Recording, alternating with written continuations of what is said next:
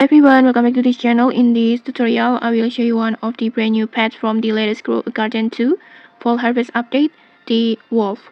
So in this new update introduces the Fall Harvest map featuring a beautiful autumn theme with a cowboy vibes like this.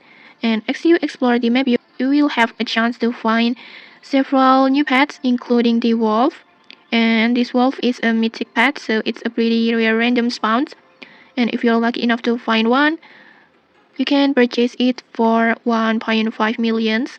So make sure you have saved enough before it appears. And the wolf has a very useful ability.